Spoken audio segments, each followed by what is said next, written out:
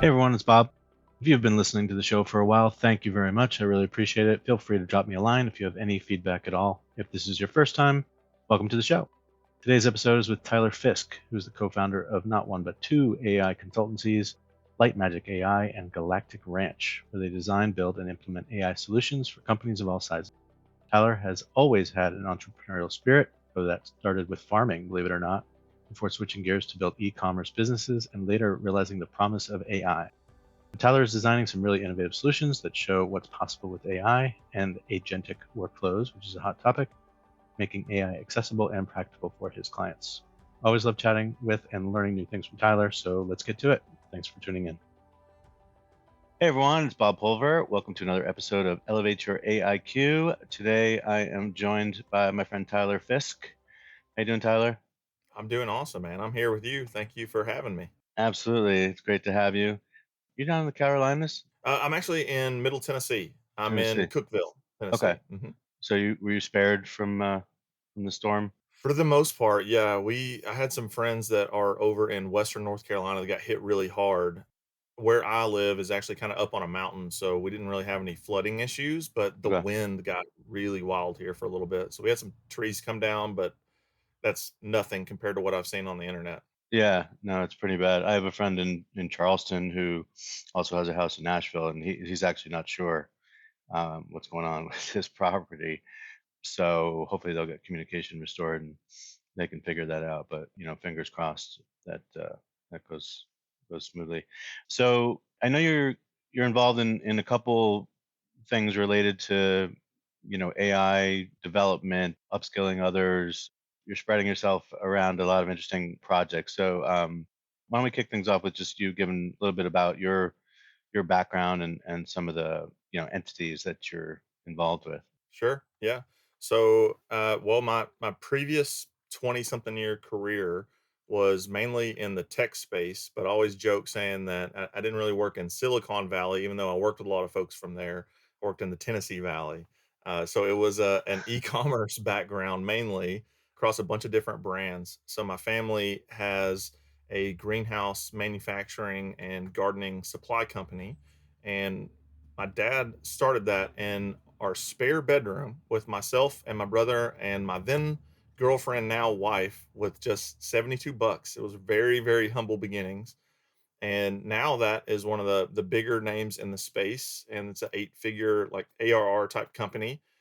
And I tell that story a lot to kind of set the stage that I got to go through an education process of what is it like to run a tech first, internet first business and to wear all of the hats to make all that stuff happen. And also in the later part of that career, I was able to start dabbling in the AI products really before the chat GPT boom. I was using Grammarly a lot in its early days. We had some products that we used with some of our Shopify stores that were using some machine learning algorithms. And also, I think he was even using GPT-3, like an early version of that, to be able to write email copy to our customers that sounded like us. Basically, it was decent. It was more templatized than it was completely generative, but it was still Yep. pretty solid. And that lit a fire in me to learn more about AI. So now, fast forward, you're correct. Like I'm in a couple different things. I'm an entrepreneur at heart, and so I'm a part of Light Magic. Light Magic is a group of us. There's 6 of us in total that we all met in the AI Exchange. Shout out Rachel Woods and the AI Exchange. I believe that's even where we met, isn't it? That's what I was thinking. I think it might have been, yeah. Yeah, and so that is a really cool community online. And so the 6 of us met there. We started as an accountability group, and then we turned that into what would it be like to work together. And so we've done several projects together. And since then, our personal brands have taken off, and our personal lives have gotten really busy. I've got 2 young kids, and a few of the others in the group have kids as well. So we have really had to focus more on our personal brands, and we leave the Light Magic brand mainly for big projects that come through, like more enterprise level or things that just ourselves and our teams can't do individually. So Galactic Ranch is my personal brand, and that is where I do AI development, AI consulting, Even partnered up with Sarah Davison and Hunter Canning, who are also from Light Magic. And we've got this new Maven course. This is our first time doing teaching. We're in the middle of cohort one right now. It's been a lot of fun. And it's called How to Scale Your Business with AI Workflows. And so that's I've got my hands or fingers in a lot of pies, I guess is the best way to put it. So we like stay busy. Oh my God, that's awesome. No, I love hearing the sort of origin story and people that didn't necessarily have a tech background, but recognizing the opportunity and recognizing a way to either bolster your existing business and give that some competitive advantage and a sort of digital and technical edge, if you will, but also exploring other more deeper tech kinds of solutions and also just upskilling. Obviously the theme of this show is really how do we elevate people in all walks of life and get them to recognize some of these opportunities. So I think you're setting a good example and a relatively high bar. Thank you. Yeah. Mhm. So you mentioned you're using AI before ChatGPT entered the public consciousness. And that's one of the elements that I talk about when I try to educate people. So when you start to teach people, maybe it's too early, but when you get feedback on either the Maven course or, earlier, more informal, training, are people getting it? Are people anxious to tinker like you did when you first started? I mean, what's the audience sort of reception and their level of adoption, I guess, before they encountered your courses? For previous teachings that we've done and even just some of the seminars and things that I've done, I always kind of start off and set the stage of saying, I'm about to tell you a lot that's going to really make your mind melt. And you're going to be overwhelmed. I can guarantee you, I still feel overwhelmed, and I do this every single day. So I always kind of set that because that feeling never really goes away, at least for me, it doesn't. It really speaks to the pace of how fast this stuff is moving. I've been in tech my entire life and I'm used to this, like, this cycle of the new thing coming out. And anymore, that's not the case. But I really have been trying to focus my education and even more recently, a lot of my implementation work on small and medium sized businesses for a couple of different reasons. And that's because so many people I know are interested and they know, oh, I've got to do AI. I've got to learn AI. And that's literally how they'll describe it, or they'll call it Chat GPT. And those are kind of the nouns that they're throwing around right now. And just generally, kind of like what you were talking about with the jargon or whatnot, which is totally cool. And that's where they are in their journey. What we've found is that people definitely have a hunger and a desire to learn, and at the same time, they don't fully know what's possible or what the state of the union of AI really is now. Because in those same seminars, I'll start off very similarly to like what you were just talking about of the background. I'll even go all the way back to like Alan Turing, 1950s, work all the way up and kind of give this background just to be like, this is not something new. We are literally building on the backs of people that have come years and years, dedicating their whole lives to this to get to the point that we are now. And then we've hit this instant boom and OpenAI's really good marketing scheme here, and that's where it's gotten y'all's attention. So it is a very powerful tool. People are really wanting to learn it. They don't know where to start. They do feel overwhelmed, and if they have much experience with it at all, or what they would call it experience, they've chatted with ChatGPT a bit. So saying that, once you hit that point, then you kind of hit like this diverging path of folks that want to learn about it so they have an understanding of it, but they don't want to do it. They want to either like empower people on their team to be the AI folks on their internal team, or they're wanting to hire people for it. Then you're also going to get a lot of the folks that are like us that are, tech nerds and AI nerds, and they're going to go all the way down the rabbit hole and they want to really learn this stuff inside and out. But that's kind of where I see it, and that's the way it was even in the AI exchange when we had folks coming in there. It was some of them were coming just to really get a better grasp and understanding of what this is and how to use it and what the terminology is. And then also a lot of them are really taking the time to learn prompt engineering, automation, workflow engineering, and even coding. A lot of folks are learning how to get into like Python and stuff now, just because they recognize that as the default language that works really well alongside with a lot of these LLMs. There's always going to be, I'm not a learning and development professional by any stretch, but people have different approaches to learning. They learn through different means, right? They learn by doing. They learn through online courses, instructor led or self guided, and things like that. And so you've got that dynamic still at play, I think. And then obviously you've got some people with a learning mindset and people who are anxious to make sure that their own career trajectory and potential is not disrupted by technology, and they recognize that this is the future of work. I mean, not every role will be impacted at the same speed or to the same degree, but it's not something that's going to go away. I mean, the hype is there, and for many situations, it's legitimate. I mean, it's not a trend. I mean, it is a trend, but it's not something that's going to just dip and go away.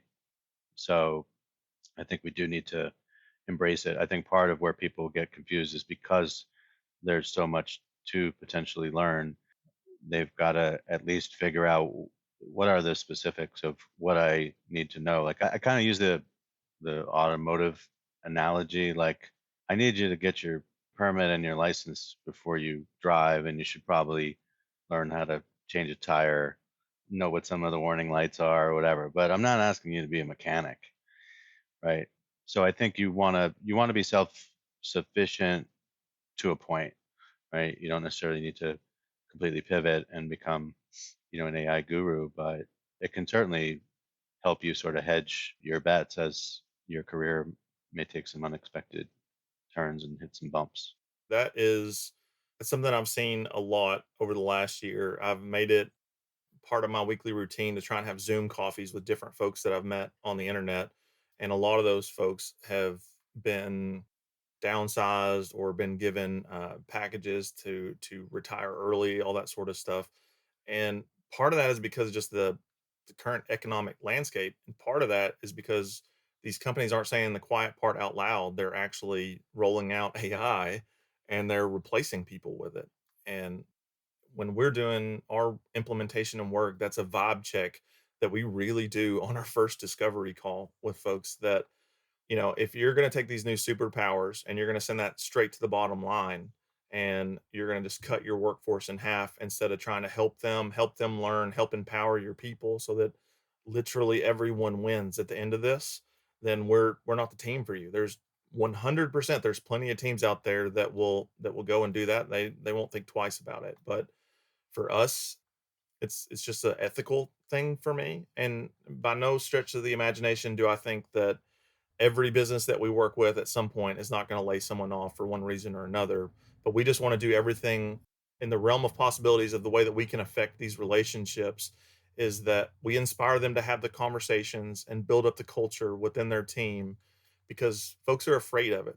That is the number one thing that I've seen. It's almost we could turn it into a drinking game. When I tell people what I do for a living over the last couple of years, they'll mention Skynet within the first 5 sentences. It's like almost always that comes up. And at some point, they're going to, in one way or another, ask me if they think that AI is going to be able to replace their job. Long story short is yes, it probably can. But at the same time, part of my job is that we try and figure out what's your secret sauce in your organization that the people do the best, or what is the thing that y'all really love doing and you want to do more of. That is what we can help you figure out how to kind of build this harmony up between you and the AI systems or agents or AI team members is even how we're calling them now. And we stand up some of these agents so that y'all work in collaboration with each other instead of being fearful of if they're going to come and take your paycheck and then you're going to be out on the street because that is a real concern in organizations that we've been in for sure. Yeah, I think in a lot of cases, people, and I'm not saying that's not a legitimate concern. I think, like a lot of issues, people see that this could be a slippery slope, right? Like, well, if it starts taking on, these couple tasks, and then at the pace in which it's gaining momentum and gaining other capabilities, like as we've seen with OpenAI now has ChatGPT now has some better reasoning capabilities with the O1 release. People see you're basically agreeing with me that this is the tip of the iceberg, right? So if it can start to do this and it could start to narrow down these choices and be this effective in decision making, not just generating content, but actually doing design work, writing music, making images, and now the multimodal capabilities where it can do some of these things, simultaneously. It's starting to creep up on things that we thought were clearly within the domain of a human, brain and human capability. And so I totally understand why people are nervous. Today it's automation taking, these 3 tasks off my plate. Tomorrow, it's leaving me with only 25% of what my job was, and then the company has to take a look and say, "What are we doing here?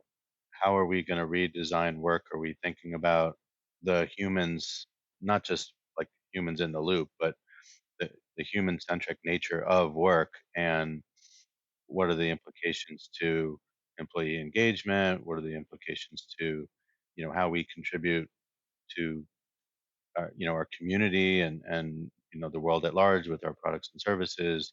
What are the consumer client expectations for working with actual people or just trying to get their stuff done however it needs to get done. So there's a lot of sort of existential kinds of questions that people are naturally sort of bringing up. So I don't have all the answers. I do think the Skynet thing, it's kind of funny that people still think about that, because I still think that's pretty far away. But I don't know. I just think the more educated people are about what's actually happening, the more unrealistic that seems. But yeah, I mean, I guess if you're doing some long term thinking, maybe Skynet won't affect us, but maybe our kids. I don't know. No, that's fair. That's what something that I think we've talked about in the past, and it's something I talk about with folks in the space a lot, is that my boys are just turned 3 and my oldest is about to turn 5, and the world that they are gonna grow up in is just completely gonna be different, like, unimaginably different. I can't do a 5-year plan. I don't feel like I can accurately do a 5-year plan anymore because that's how fast the world is moving, it feels like at this point, on a bunch of different fronts, not just because of AI, but definitely AI has something to do with that. And so one of my missions that I've kind of put upon myself is that I want to get as many people involved in this space, or at least aware of it, so that they can bring their voice to the table for a bunch of different reasons, to because collectively we're the ones that need to work through how do we deploy this stuff? What's our culture around this? Like all these big existential questions. How do we actually work with AI responsibly? And I know you've probably seen here in the news, even in the last like week or so, OpenAI's the rest of the well, almost the rest of their initial founding team has left. They're making the switch from a nonprofit to a for-profit company. What's the implications of that going to be? Because now they're going to have shareholders that they need to. It's a whole different ball game on the level of responsibility that they're going to have on that. Same thing with the California law that just got up and got vetoed by Gavin Newsom.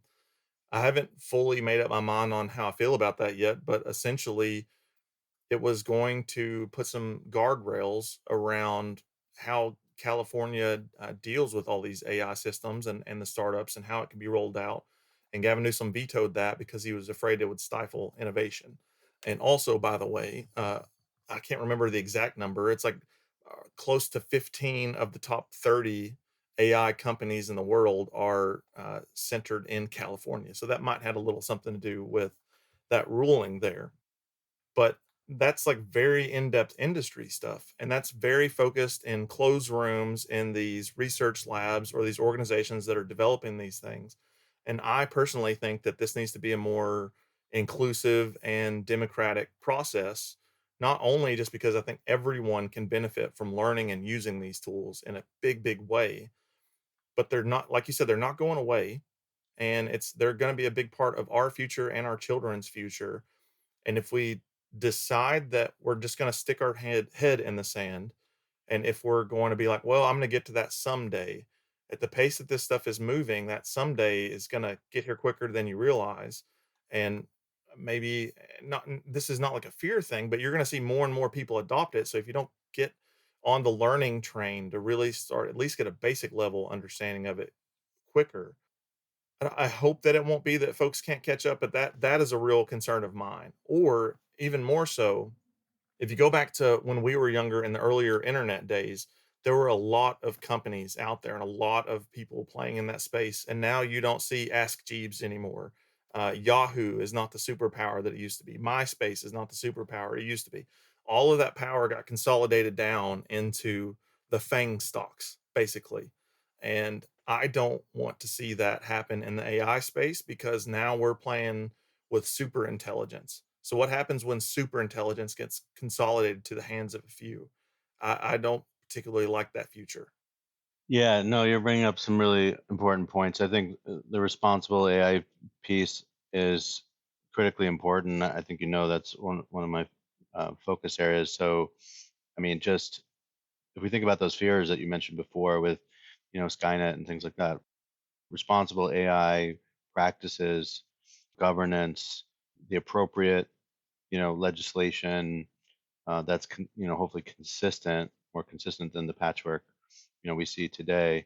But we need all companies developing AI and all people who are building with some of these AI solutions, which could be any of our listeners at this moment, right? You could be whipping up a custom GPT, an agent, maybe you're on AWS, Party Rock, just having fun, but you're creating something from scratch. Where are you getting the data that you're inputting? Is it copyrighted? Is it proprietary? I mean, this is part of the education, right? Part of the upskilling is not just what it can do and how to better, prompt it or whatever. It's not just about your AI skills, it's your AI literacy and being responsible by design. And what does that mean so that we're making fair, ethical decisions based on the data and algorithms that fed these AI tools.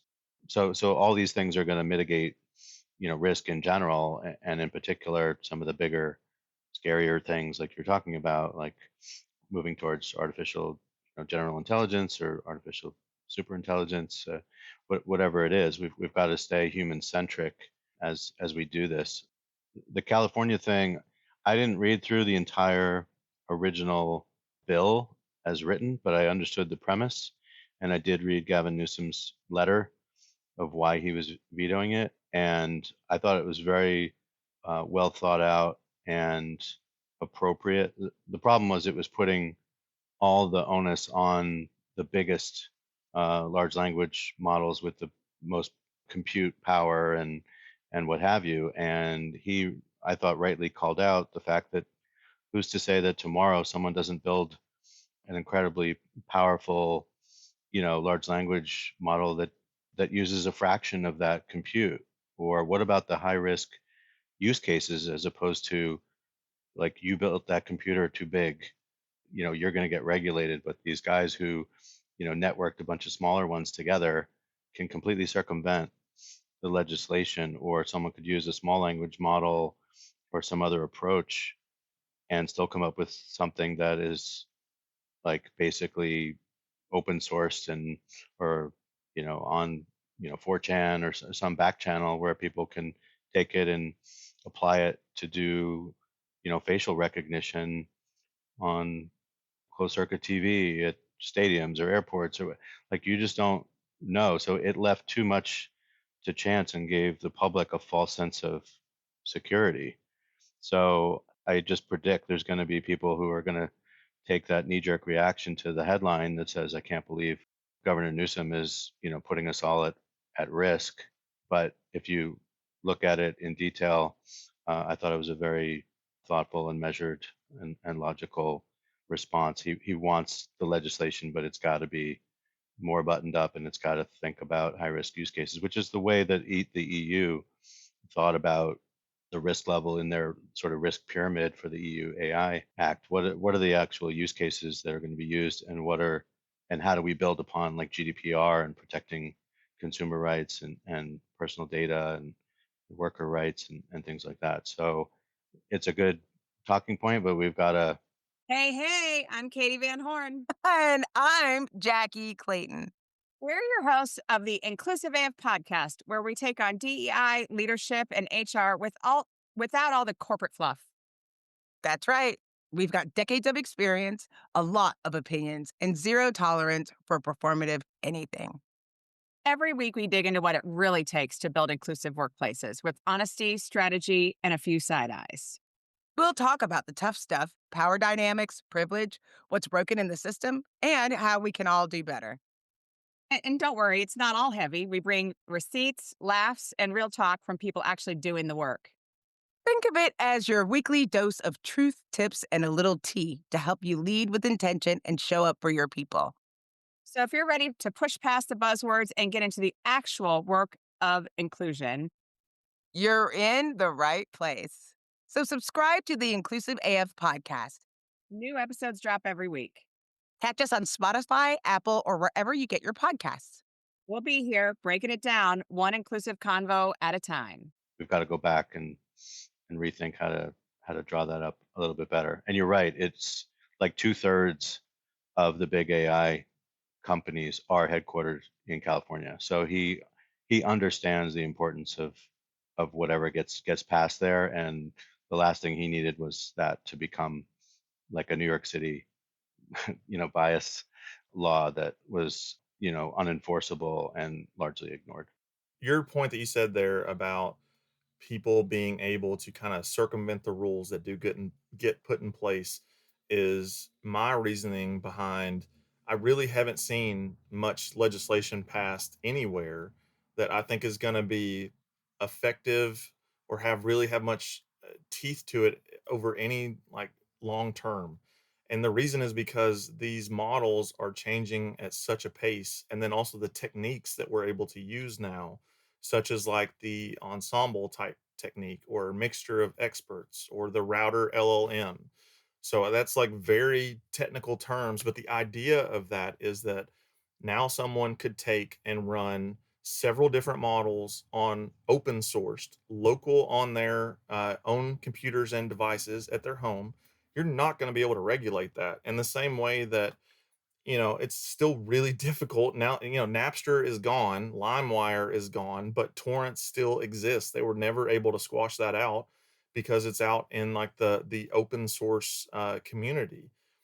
And whatever gets passed here in the United States is not necessarily going to be honored or mirrored back in other countries around the world as they're trying to really, make a name for themselves in this space as well. So that's why I think that the next several years we're really going to be threading the needle, and I almost put this more on personal responsibility and education because I think this is a really, really difficult problem for legislators to figure out anywhere, no matter how educated they are. It's just going to be, it changes too fast. Even by the time they get something passed today, GPT-5 or whatever the latest greatest thing could come out next week that's going to, blow through some of these things that they might try and put into place. Yeah, I don't think it's all bad. I don't think it's all doom and gloom. It's just that's the kind of stuff that keeps me up at night when I'm thinking about that because I'm thinking about what's the future going to look like for my kids, basically. And I don't think I'm alone in that. I think most parents would be in that same boat.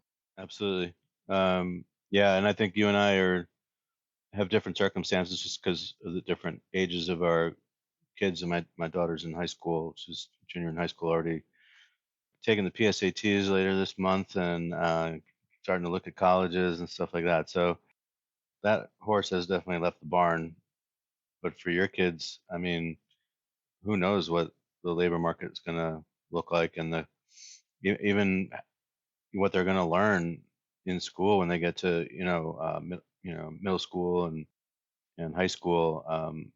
I hope that the curriculum starts to adjust to accommodate that. I hope AI is incorporated into that, just like digital technology has been incorporated into the education system now. And they're using computers, they're digital natives, they're using smart boards instead of chalkboards, and I just think they can handle it, honestly.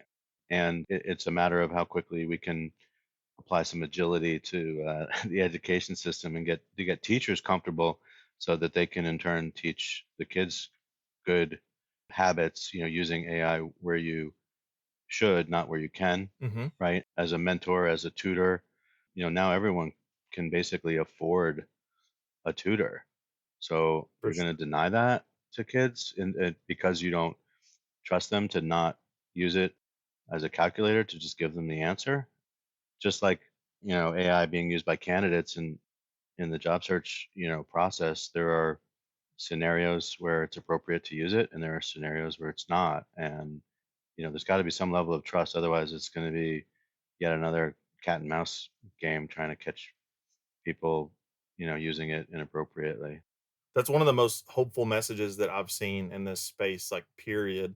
It was about a year ago, there was a TED Talk from the founder of Khan Academy, and it's only, like, 15 minutes, and he's basically talking about what's the future of education look like, and I found that really inspiring, and also I practice a lot of what he talked about in that, on a daily basis with my boys. So as young as they are, they already know how to interact with, if I say all the assistants' name, they might chime in here, but if I say, "Hello, G name person," or, "Hey, S name lady," they know how to talk to her, and also when they're out learning, because 'cause they're kids and their curiosity is just it's alive and well, so they'll see a new leaf or a bug, and they'll go get that thing, or come run and get mom and dad and say, come get your phone, take a picture, and ask, one of they call it ask the robots to tell me more about it because they want to learn.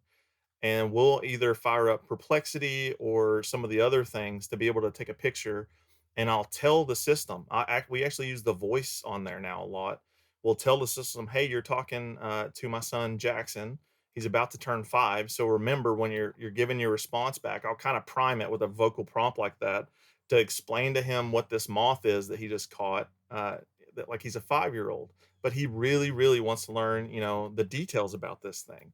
So that's beautiful because I don't know the answers to all that stuff. I can go Google it, but I can't do that very Right. fast. Not fast enough to quench his appetite to learn about that moth, but Perplexity Sure. can. And one of the things that we've done in our Maven cohort is something that Amy, my wife, and I have been dreaming about here for the last year or so is could we potentially set up personalized tutors for our boys with AI agents?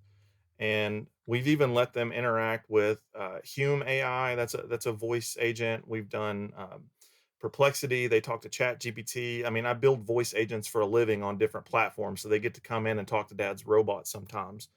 But connected to that, what if we could have an empathetic tutor that in its knowledge base or RAG retrieval knowledge base, if it has the curriculum that we want to teach from, and it's adaptive and can teach based off of Socratic principles. So it's not just feeding them the answers, it's also trying to help them learn along the way. And it can also account for their personal learning styles, whether they're, visual learners, they learn by doing, they learn by reading in further, or they learn just by going back and forth and talking to a system about it. I mean, now you have like you said, it is the best possible tutor. And we've built an MVP for that in our Maven cohort called the Professor. And the Professor is trained on all the coursework that we're going through. It's trained on a lot of stuff that we throw in its knowledge base about AI, about the tools that we're using, and even all the transcripts from our meetings and lessons get chucked in there as well so that the students in the course can actually go and interact with the professor to get their answers, and it is adaptable to their learning and speaking style, like how they choose to learn, how they'd like to be talked to. So I see that that's been going really well in there. Now, not to say that it hasn't, misfired here and there, because this is tech and that's an MVP, but Yeah. I I think that figuring out that problem is really hopeful, for kids of all age, because you know, even your child that's going to be having to think about career here soon of like, what do they want to do when they get big, or when they get Yeah. older, is that's a tough question to answer now. And it's probably never been easier to be self-employed if you have that drive at all than it is now, because you're able to do things as a solopreneur or a very small agile team that just was not possible before. Yeah. No, absolutely. I can certainly appreciate that myself. So you answered some of my questions I had for you as we went and as we were talking.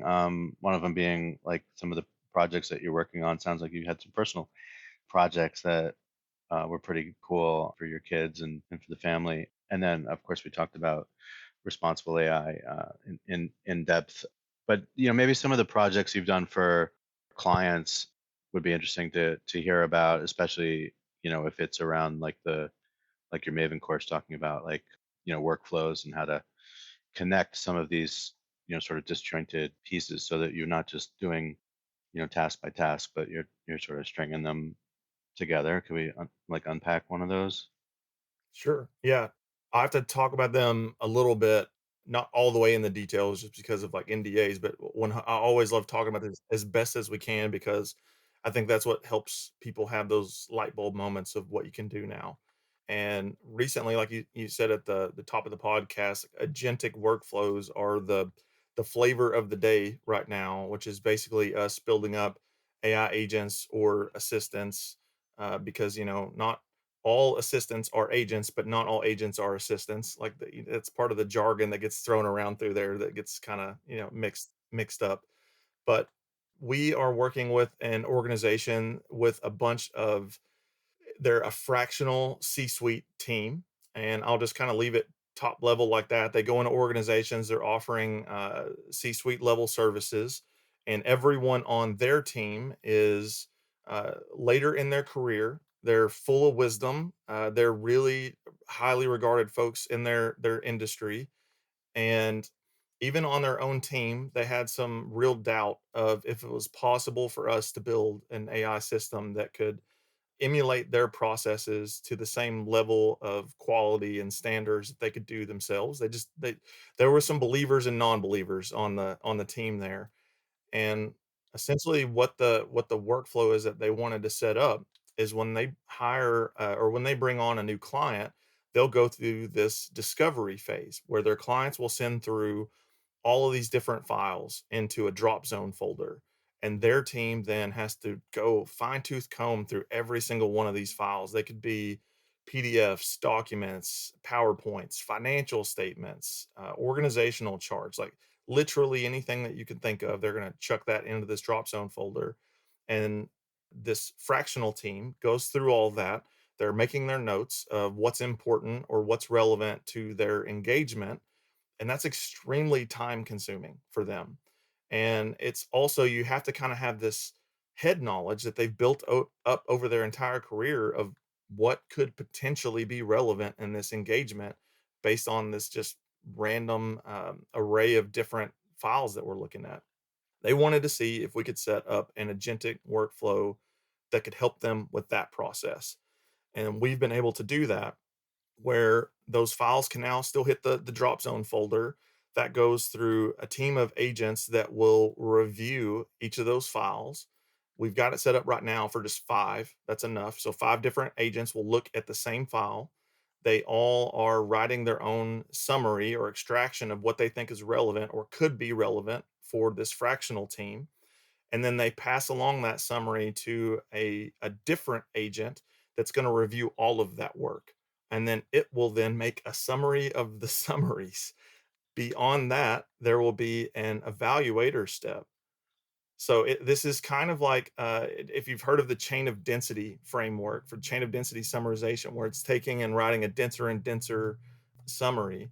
That's definitely helped influence the way that this works. And at the end result, our goal is to have a one-page summary that is written that anyone on this team can pick up without having any other knowledge about this organization or the project at hand, and be able to know all the details that are most pertinent for them and the type of work that they do related to this potential client. And I will say that we've done that, and per their own evaluations from this team, they gave it marks of 11 out of 10. I think the the worst evaluation that we got from them was a 9 out of 10, and I'll take that. That's still a B. So, but they really didn't think it was possible, and it even went as far as it was able to take things from these files that weren't even explicitly said on the page and do reasoning and thought processes behind it that the human team would have done. And one example is there was an organizational chart that ran through this. And on this org chart, the number two person on the org chart said acting on it. So it was just like, it looked like a regular organizational chart, had everyone's name, their position, and the department that they worked in. And that's it, nothing else. But the number two in charge said acting. And in the summary that got sent to the fractional team, it made a comment, and I'm really going to not word this as well as eloquently as it did, but it said that since this person is now in the acting position, that shows that this organization that you're working with is in a transitional period. That means, or could mean, that they're going to be much more open to additional changes in the work that you all are going to be performing for them in their engagement. So, nowhere on that page did it do that. But a seasoned person on this fractional team would have seen and recognized that same thing. In fact, the CEO of that organization was like, my lead person who would have done that, he's like, I don't even know if they would have caught that necessarily and written that into the summary. And all of these one page summaries that are made during this process are then stored in a RAG retrieval database where a final summary will happen right before they go back and do their proposal of like, here's the fix, here's what we think that we're going to be doing for you in this engagement, because that emulates what their actual team does. They go through this process, they have all their meetings, they do their discovery, they're basically doing their analysis of where y'all stand currently as we're doing this consultation for you, and where do we think that you can get to, and how do we think that we're going to get you there. So normally their whole team would just be doing this, but now this agentic workflow does the process of going through all the files. They can still go in and read them themselves if they need to like double click into it, but it went from this process that takes weeks into, I mean, literal minutes if you have all the files right out the gate, because it just runs through all of them. It creates that summary, and from there it creates this plan for what is the fractional team's potential services that they could offer. And it even goes into depth of like, how would they go about doing that. So it's helping them formulate their plan for their pitch or project plan for their client. That, I know I'm having to speak vaguely about that, but that one was, I was particularly impressed with the reasoning that our team was able to program into that, because these folks are top of their field. And I know that we can get these models and these agents to be able to reason really well, but to be able to emulate someone that is, 60 plus years old, that is just really, really full of not just like industry knowledge, but just life wisdom, and to be able to deduce information out of just a simple summarization flow at the same level that they could, if not better, that surprised me. And I think that goes to show that knowledge work is about the cost of whatever the average token rate is now from Anthropic or Chat GPT. Whatever it costs per million tokens is probably what your head knowledge is worth these days. Yeah, no, I definitely tell people that this is not just about, rote tasks and drudgery. This is, knowledge work is affected as well. I'm not saying we remove knowledge workers as well as these things advance, but you've got to really understand how to best position yourself and your own human durable skills, right? Because as AI takes on some of these other tasks that were previously the domain of humans and human cognition, human creativity, it's taking on some of those things. But so the more we can think about how to, reposition ourselves and the value that we create, the better off we are.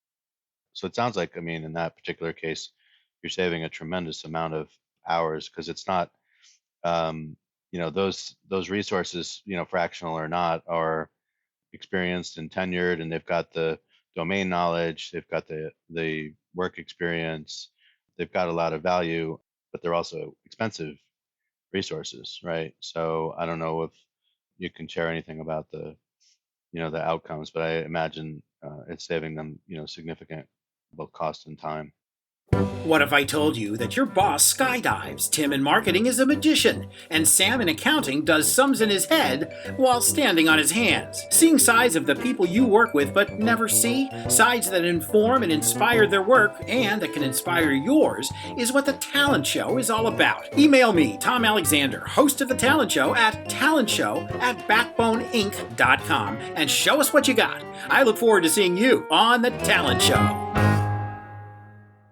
It definitely is, and it's helping them. Their reasoning behind this is that they're a small team, and they wanted to be able to scale because they're very much so on the side of the demand is much greater than what they can currently supply, and they were hoping that layering more AI into their work would be able to help them scale that, and it definitely has. They've taken on much. Well, they already had several large clients, but now they've taken on even more larger clients. We even had a meeting with them yesterday just to go over some different things, and they were sharing that they had just brought on 2 additional clients, and they're feeling like they can do that because, now they have this AI team in place with them as well to help them with these processes that, before they wouldn't have been able to do it because the man hours is just not possible. And I also wanna, like, put in the caveat that when we design this system for them, in my opinion, every really good business has some sort of a secret sauce.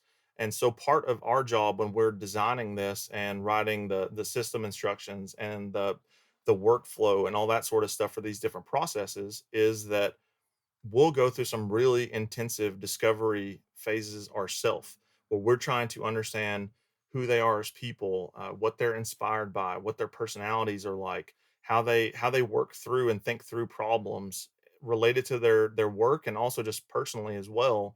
What's the type of information they have in their company knowledge base, like not AI, just like in general, what are the types of things they're trying to learn about, and what does this process we'll go through this process mapping exercise because a lot of companies do not have SOPs, especially in small and medium sized businesses. Some of them don't even know what that acronym even means. And so we just do this really fun Zoom call or in person meeting and we'll record it. And if we can just talk to them conversationally, like most business owners or leaders in a team can walk you through a process verbally of like, oh yeah, we do this, and then Bob over in accounting, he does this part, and then Tyler over in marketing, he does this bit. And they're literally verbally writing the SOP for us. And we have a workflow on the back end that will take that transcript, turn it into SOPs.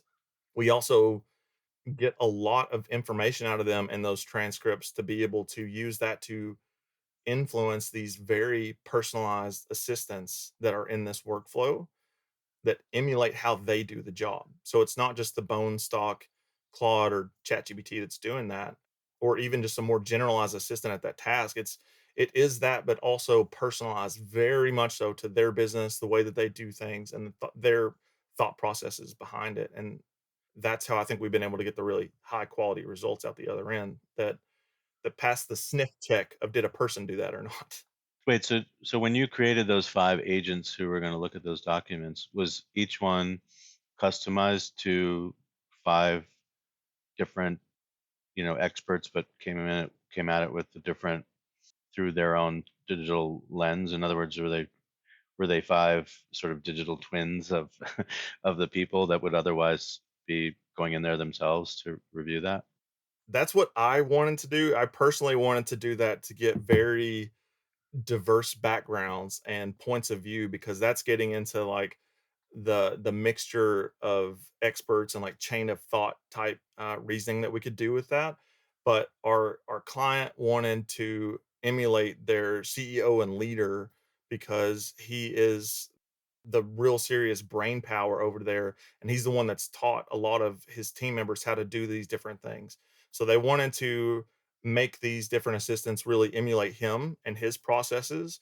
So the assistants are modeled after him and the way that he does things on top of just how they do things as an organization too. All of that's kind of baked in. But you nailed it. Like I really wanted to look at like here's these 5 people on their team. We're going to make a digital assistant that knows exactly how they like to work and how they view things, so that you're really getting the same type of result that they might be able to produce.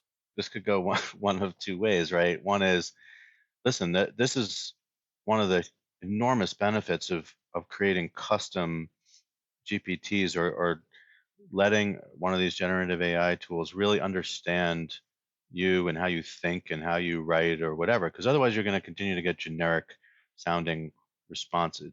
You could ask ChatGPT, you could ask Claude, you could ask, Gemini or whatever, and a lot of the output starts to sound the same. Well, it won't. It'll sound more like you. It'll sound more personalized. It'll take on your writing style, your tone, or whatever if you customize these solutions, which you get vastly incremental value from. But we also have to acknowledge that the very fact that it can do that and basically create a sort of, at least some subset of a digital twin kind of concept, that in some ways people are going to feel like some of this technology is basically they're training their AI replacement.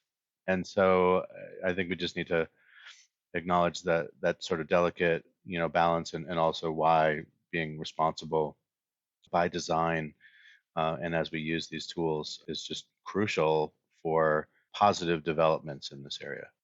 100%. Like their goals in this were that they wanted to be able to scale beyond their current capacity, and just like any business, it's really difficult to find team members that not only match your culture, but the educational background and the domain expertise, all that sort of stuff.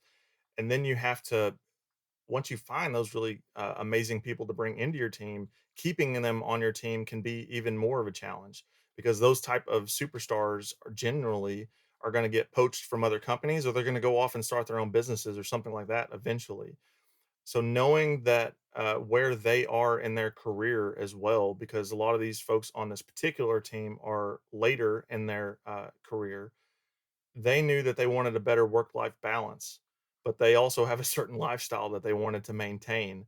And so to be able to maintain that, that would require a lot of man hours. Now they're able to either stay on par or pace with their growth that they've been experiencing now, without having to put in all those additional man hours, and still keep their workload manageable and the quality to the level that they would expect to do if they were doing it themselves. The other really interesting thing that was fun about this project is it wasn't in the United States. This was with a company in New Zealand. So thank God they spoke English, but they speak very different English than we do. Right. And one of the fun things that I don't have the life experience to be able to gauge when I was doing my evals on these, was this good or not? Because we had it in the responses and in the way that it would talk, it would sound like them. We did a brand voice analysis on it so that it would sound more like them, or the tone and style that they wanted it to be. And it spoke New Zealand English, or the Queen's English or whatever. And it even uses like colloquialisms and phrases and vernacular that were only in New Zealand do you speak this way. And they probably think the Right. same way when they were talking to me during the project. I use a lot of phrases from the South. They're like, "What the heck are you saying?" And I literally would have to we would stop and ask each other throughout this project, "Whoa, whoa, whoa, I don't know what you just meant. You're speaking English, but I don't understand it." Well, we had their Right. assistants speaking New Zealand English, and I'm the one that wrote that from the United States. These LLMs are trained a lot on information and data from sources in the United States, because a lot of the companies are based here. And Yeah. the fact that it was able to translate that and mimic their speaking style and use metaphors and verbiage that is common for them, I thought was also a really cool and fun win there, that it did a really good job at that part of the task too. So Right.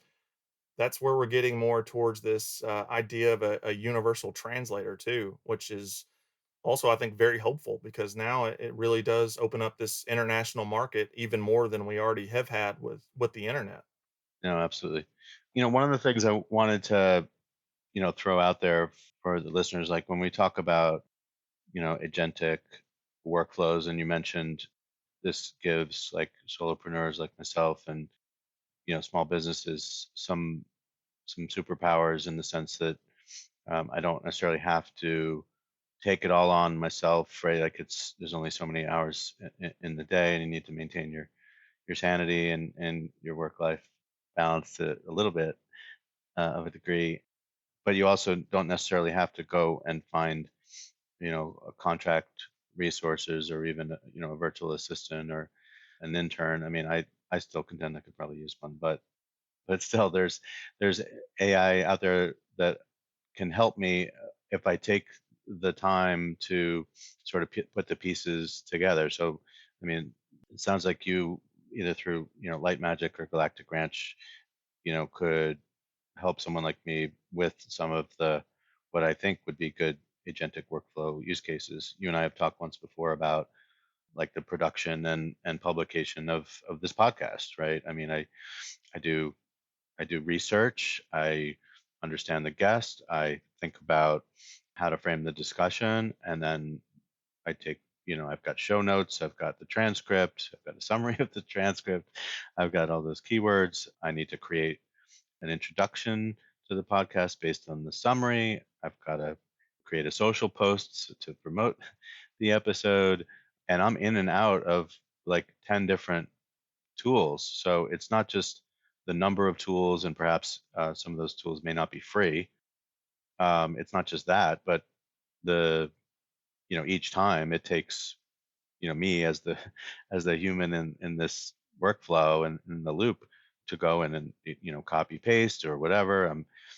In Notion I've got an AI, in Google Docs I've got Google Gemini, I've got Chat GPT plus, I've got Perplexity that I use for the research. I mean, I'm all over the place, right? So there's got to be a way, if I put in the time to structure it and work with someone like you to put those pieces together, use something like Make or whatever, which is sort of like a Twilio or one of those connector API connector kind of orchestrator things. But how do you like literally put all the pieces together? So if you put in that work up front, it could save you a lot of time in going task switching and application switching and things like that. So if it takes me, I don't know, let's just say it takes me, 8 hours to do all of that, how much time could I save? And that gives me time to talk to other prospects and do other work so that I'm not working 12, 15 hours a day or whatever. Yeah, for sure. And it's not something that happens overnight, for sure. That is something that it takes time to identify all these different tasks and processes that we're doing as people in our work, and then start to figure out where does it make most sense, or where am I going to get the best bang for my buck on starting to, hand that off to these AI systems a bit more to be able to help. A couple of the biggest things that I've seen to help me, just as like really easy wins, are if you can begin to create whatever you want to call it, a second brain system for yourself or your business or both, where you can consolidate all this data that you're creating. People don't even necessarily think of it as data. It could be, we have transcripts from all these different Zoom calls and team meetings and all these sorts of things that we're in on now. I have all this internal documentation that we create when we're working. We have that land back into the second brain system. Our CRM, depending on if you have that separate or in the same location, that's something that you would want to have in that second brain system. I personally use Notion for that. That's just a personal choice, but a lot of our clients, they don't use that. They'll be in the Microsoft, or they'll be using things like HubSpot or Salesforce on top of a bunch of other, usually disconnected and siloed tools that have all this really powerful data in it. And when you're able to start connecting and consolidating all that, or at least making the connectors so that these agents and your AI workflows or AI team members, whatever it is that you want to call them, can access some of that stuff, that's when you're really able to start connecting the dots there and see some really powerful results. Like as an example, to even talk about what you were going through there just for editing the podcast and all the different processes in that, us launching this cohort on Maven, Sarah and I have been working. I've spent a lot of time in the studio here recently, recording lessons, making the lesson plans, making the copy that's going to land on the Maven page, making the knowledge base items that need to go into the professor's brain in the rag retrieval knowledge base, creating the projects and the homework, actually filming and editing this stuff. Like that's a lot of stuff.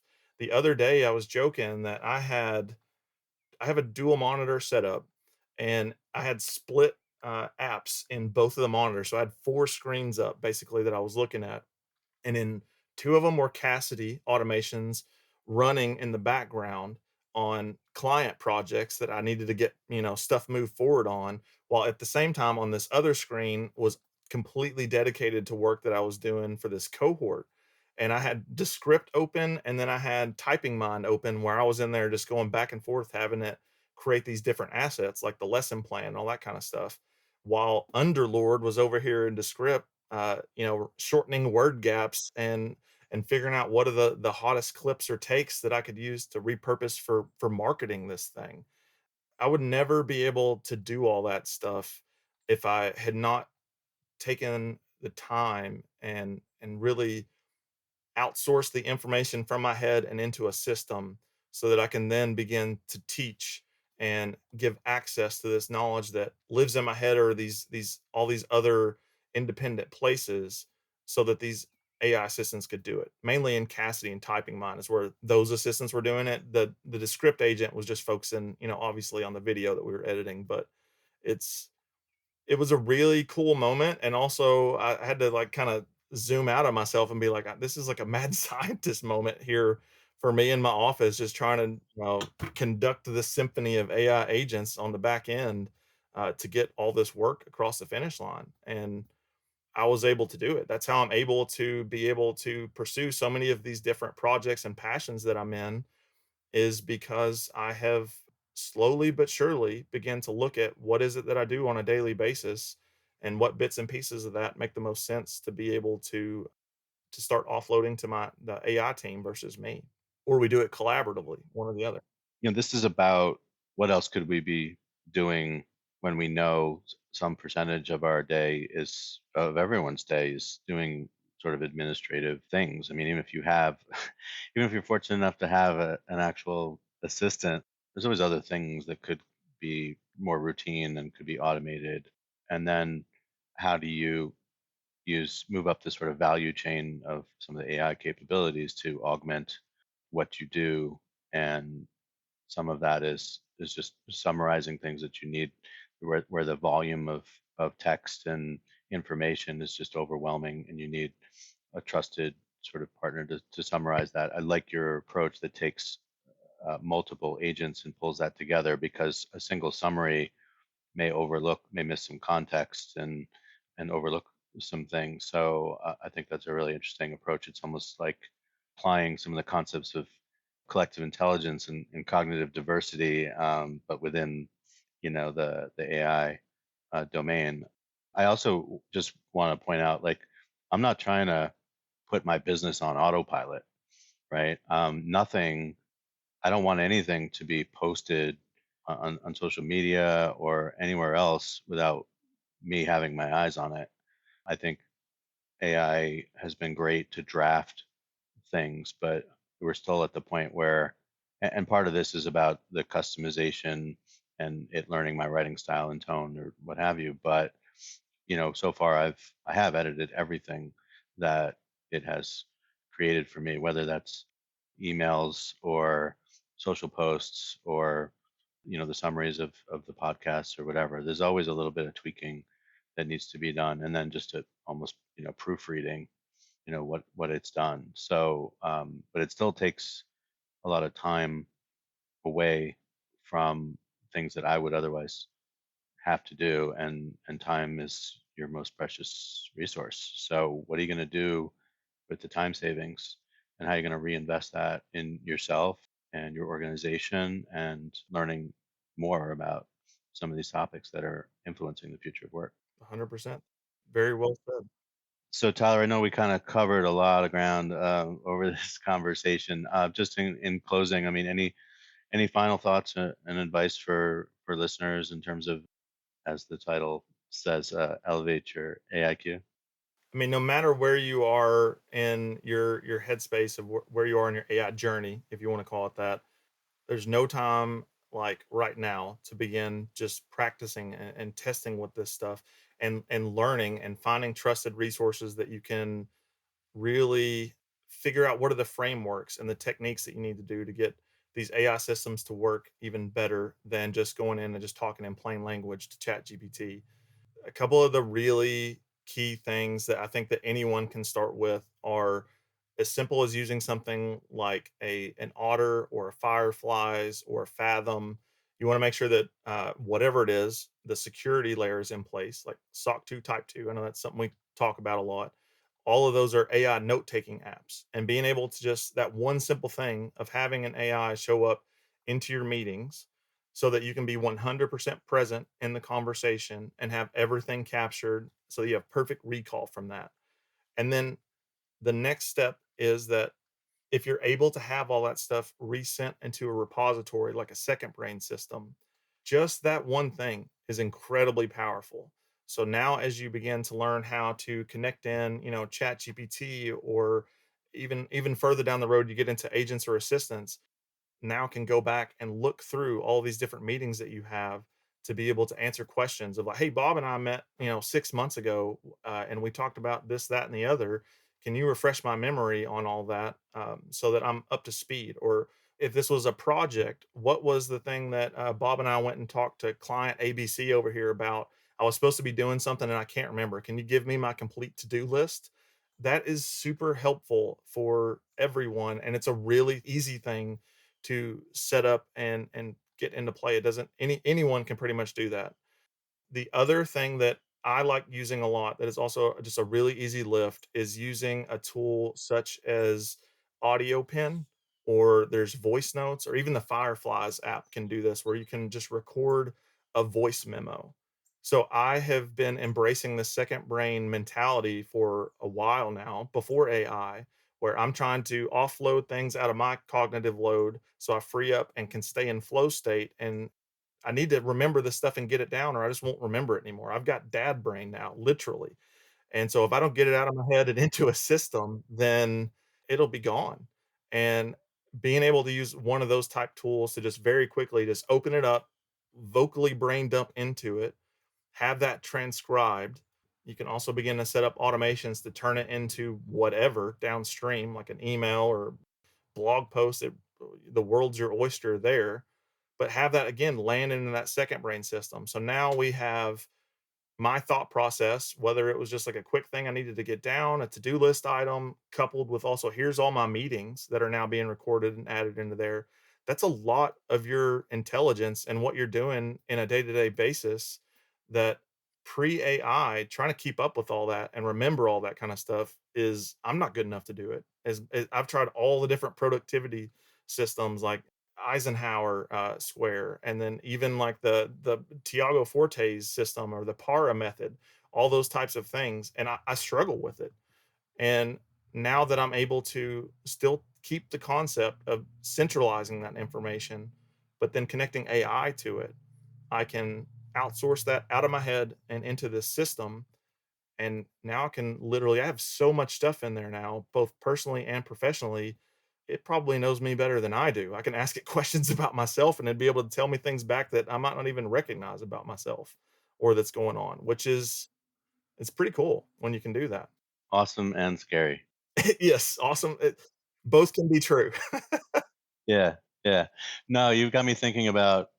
I have this giant pile of post-it notes with ideas and follow-ups and to-dos and whatever, and it's like, do I just use one of those transcribing tools and just start reading them into it, or do I take a picture of all of them and upload it, and will it recognize my handwriting? Like, I got to figure out something, but I'm tired of walking around with 2-inch thick pile of post-its over the last couple of Yeah, it months. depends It's on your ridiculous. chicken scratch. Like mine's pretty rough, so that's why I just brain dump into it, but they can do that. You can just take pictures of it. I even, learned a hack from one of my buddies, Matt Burton. He went and took a picture of his bookcase and was able to extract the titles off of every single book in his personal library, and then he had all of those listed out as books that he has read, and added that sort of information into his second brain system. So now these agents kind of know, like, okay, what else does Tyler know about? What is he interested in? What has he read? Because all these things, whether we recognize it or it's still just going on in our unconscious minds, that affects us in our thought processes and our level of intelligence. So getting the our AI systems up to speed on that kind of stuff is that's the type of information that I'm throwing into my second brain system. That and recipes and social media posts and all that kind of stuff. I'm getting it all in there. You can have a fear for AI, but make it a healthy fear. Don't be so scared of it that you're worried about Skynet, that you're going to miss the boat on how much of a positive effect this can have on your life, your business's life, and your family's life. Because it definitely does, and it definitely can. It's not all bad. In fact, I would argue that the net effect of all this is going to be that we're going to be able to solve in the very near future a lot of these very, unsolvable problems, such as like curing cancer. Of how do we feed the world so that no one goes hungry anymore? How do we make sure that everyone is taken care of with employment and housing? Like, again, those sound like, this sort of picturesque future that is not possible, but I really truly believe that this could be the technology that could help us achieve some of those things. I agree. I think that, to your point, these previously sort of insurmountable kind of challenges, these super complex, global challenges, between our collective intelligence and artificial intelligence, it seems like there's a lot of opportunity to address, some of these global issues. So that is a whole nother So, conversation, the humans plus AI to solve world hunger and world peace.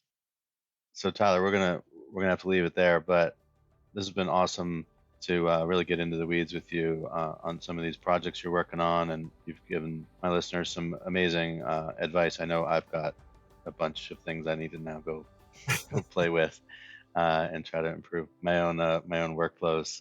Always good to talk to you, and thank you for spending so much time with me today. you as well. Hey, thank you so much. I really enjoyed it. Excellent. All right, everyone. That's going to wrap it up for today. Thank you for listening to another episode of Elevate Your AIQ, and we'll see you next time.